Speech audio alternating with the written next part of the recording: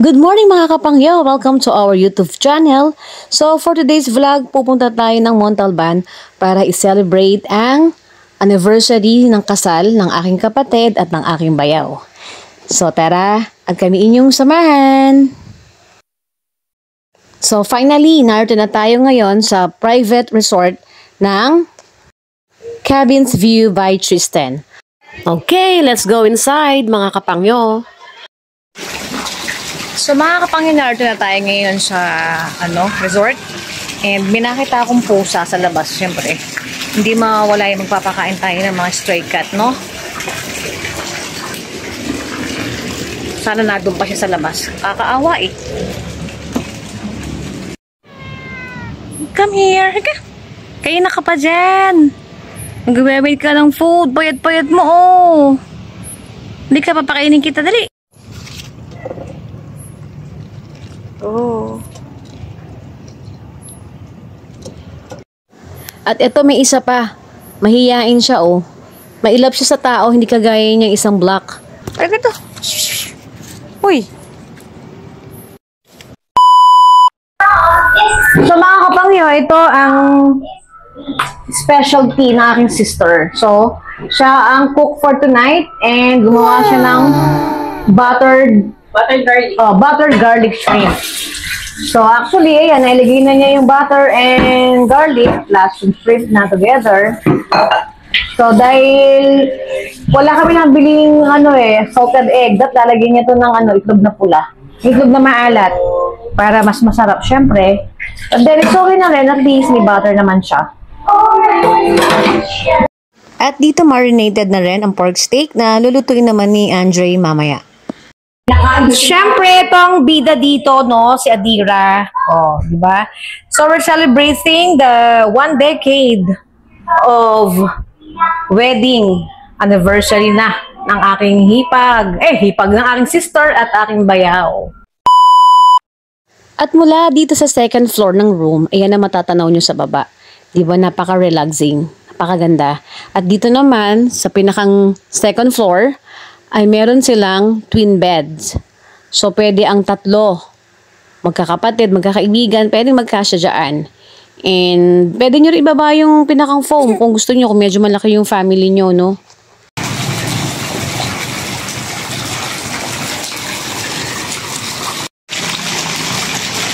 So, ito mga kapangyo, ang views sa gabi. So, ito ang view ng Cabins View by Tristan.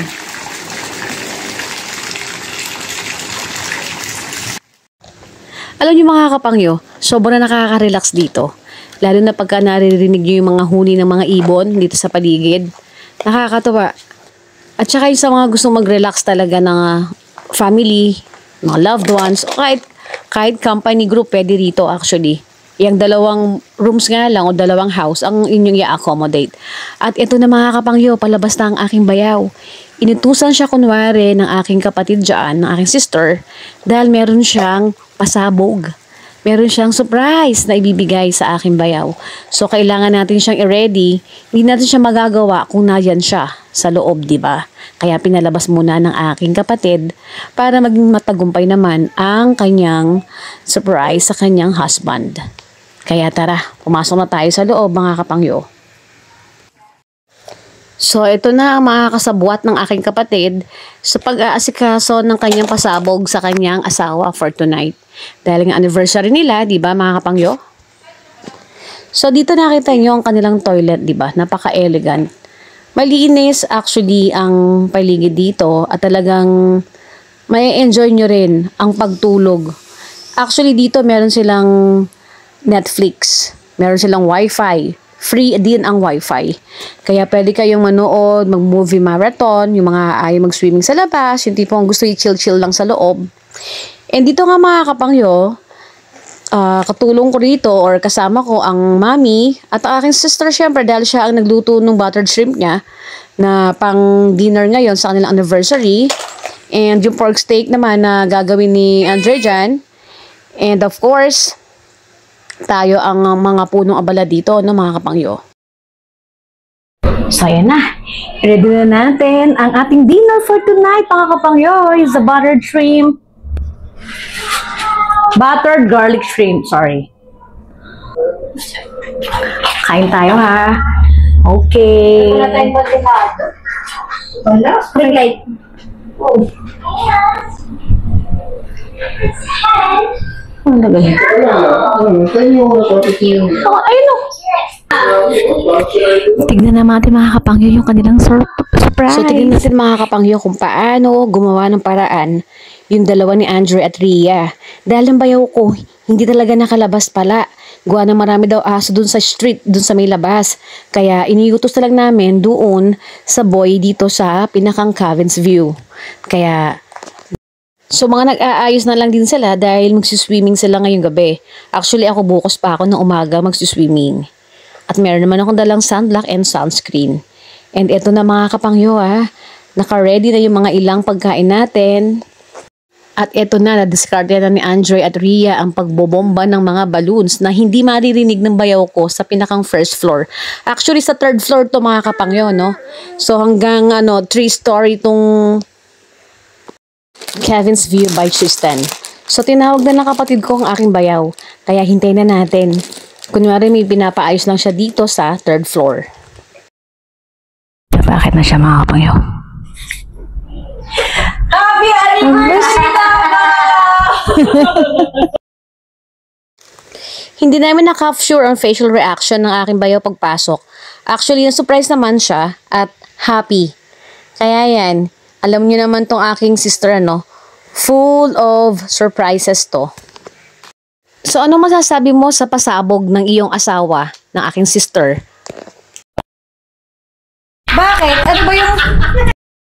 Siya talaga yung napaka-sweet and thoughtful talaga pagdating sa mga pasabog sa kanyang asawa. Kaya minsan talaga nagugulat na lang ang hobby niya. Actually, yung asawa niya, mahilig din naman manurpresa. So, nagandahan ang asawa ng aking sister sa kanilang preparation. So, hindi na sayang ang effort ng aking sister at ng kanyang dalawang kasabuat dito, no? At syempre, ito ang naging bunga ng kanilang pagmamahalan. So, for 1 decade, ito yung kanilang baby na magwa 1-year-old pa lang. So, after 9 years, biniyayaan sila ng isang maganda at makulit na baby.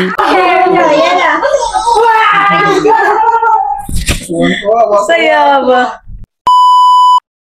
So, okay mga kapangyo, ituloy na natin ang ating niluluto. At tayo mag-ahain na ng handa ngayong anniversary ng aking kapatid at ng aking bayaw.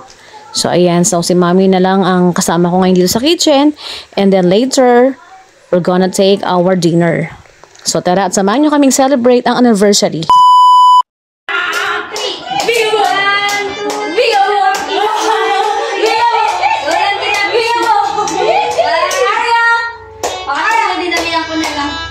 Okay. O, tayong lahat. Wait lang.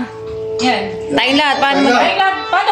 So tara mga kapangyo at pagsalu-saluan na natin ang ating dinner na handa ng aking sister at brother-in-law. A few moments later. At dito nga mga kapangyo, hindi pa kami naantok ni na Andre at Rhea. Kaya nag-decide kaming bumaba dito sa first floor para manood naman ng Netflix. Actually mga kapangyo, dito pwede kayong mag-unli video. Mag-unli ng marathon ng movies dahil free ang wifi dito and with Netflix pa sila. And dito mga kapangyo, meron din silang Bluetooth na speaker na pwede kayo dito mag-video okay. So yung mga mahihilig kumanta, pwede kayong magkantahan dito habang nag-e-enjoy kasama ang inyong family and friends. And dito mga kapangyo, kung wala kayong baong pagkain at nagplaplano kayong bumili sa labas, dito ay nag-o-offer sila ng mga food kagaya ng mga barbecue or meron din sila ditong set of meals na pwede nyong bilhin. So actually around 1,500 depende sa order yung food. So pwede kayong mag-inquire sa reception dito. And dito sa Cabins View, mula first floor up to third floor, lahat ay fully air-conditioned. Kaya hindi maiinitan kung marami man kayong group na pupunta dito. Maganda talaga siya for staycation. And yan, so kanina medyo okay pa yung boses ko dyan mga kapangyo, no? Pasensya na kayo at medyo sinipon na ako sa puyat.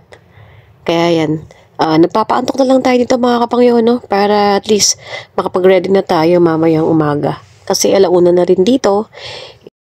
At ito yung oras na talagang masarap magpahinga ang madaling araw, di ba? Nakaka-relax dahil walang maingay sa paligid at nai-enjoy mo. So mga kapangyo, dito muna tayo sa labas at talagang hindi ako dapuan ng antok. Dahil siguro sa sobrang excitement na rin sa pag-stay dito sa Cavin's View. At dahil gusto kong i-feel talaga ang ambience dito sa gabi. Dahil alam niyo naman, one night lang tayo dito. Kaya i-enjoy lang natin ang surroundings. Ayan, actually masarap maligo. Kaya lang, syempre nakapag-shower na tayo. Kaya mamaya na lang umaga. And dito, yan, yung Nifa Hut na yan, actually, cottage siya na pwedeng kumain din kayo dito sa labas kapag gusto nyo ditong mag-prepare ng inyong food sa labas ng swimming pool. Yan. So, yung swimming pool nakita nyo, maganda siya and malinis din mga kapangyo. Tara at tayo magpalamig muna dito sa labas. Magpahangin muna tayo, okay? So, ayan, nasusundo na ako ni Andre. 2 AM na madaling araw dito mga kapangyo, no? So, nag-check-in tayo kaninang 8 PM. And tomorrow, ay mag-out tayo ng 6 PM. Kaya mga kapangyo, samahan nyo kami hanggang bukas ng gabi. Mag-out tayo dito ng 6 PM tomorrow and I'll be cooking our breakfast tomorrow, AM syempre. Ay, mamaya. 2 AM na nga pala today. 2 AM na nga pala now. So, mamaya ako magluluto ng breakfast natin. Thanks for watching. Subscribe for more videos to stay updated. Side Chen, mga kapangyo, Sheni, and see you sa part 2 ng ating vlog na to. Okay? God bless you all. Good night, mga kapangyo.